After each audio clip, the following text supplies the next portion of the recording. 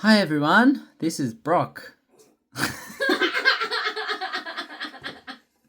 Yeah, ignore Asaki in the background. Another Monday, another rainy day. Today I will be just keeping it simple and talking about our last game against Bribey. I can't be stuffed writing again, so start from here and work away from the top to the bottom. If you hear background noises of YouTube and laughing, that's Asaki, so don't worry. First of all, regarding our game against Bribey, I thought we played extremely well. I think they're a good benchmark as what the average to better half of the league will look like. They had a very young mix of players, so we did very well considering the circumstances. And look, it was 3-0, not 3-0, it was 3-1. The goal from Alex was definitely a goal. So I thought we had a very good game.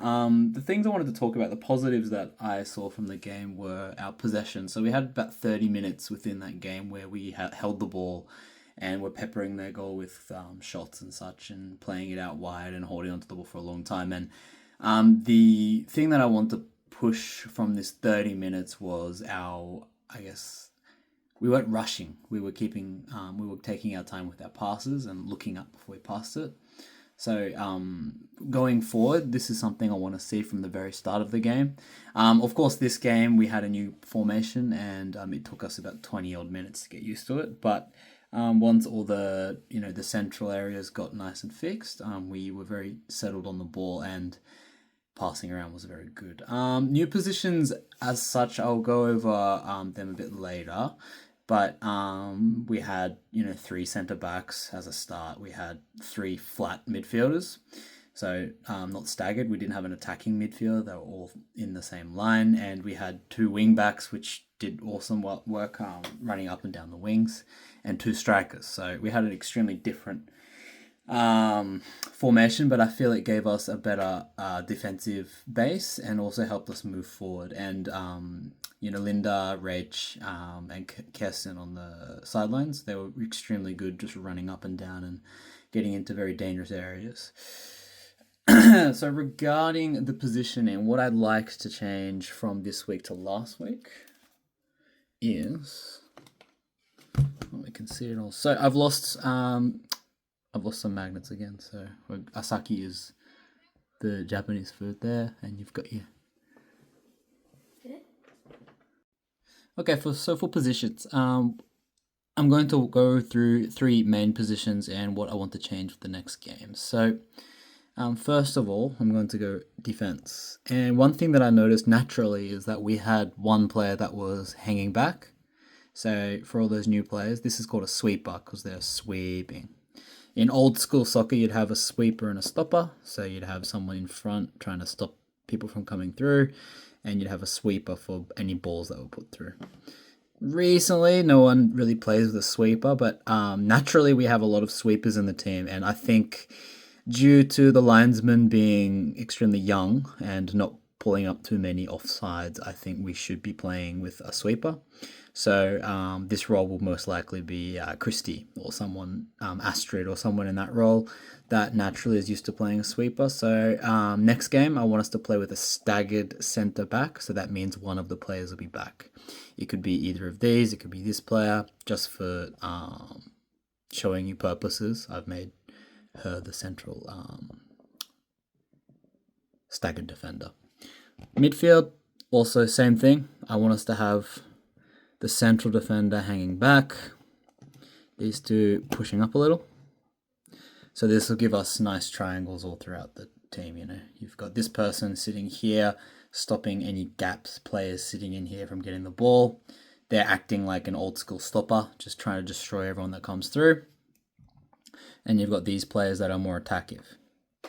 And for the strikers, so regarding the strikers, what we saw a lot was a striker would go up here, but this player wouldn't come across. So because we're playing only one player on the wing, if this player's down here still, the striker could come across here, give her a player down the line, and this second striker will come and play a central striker.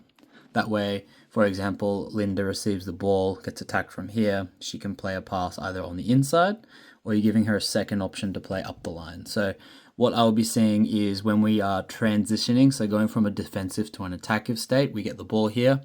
We either make a long ball from the goalkeeper or we play it up here, and Linda has the option to play there or there. So what I want to be doing is whenever we choose a side, one striker goes, the other one hops in the center and gives an option to play off when this person receives the ball. Okay, that's positions wise.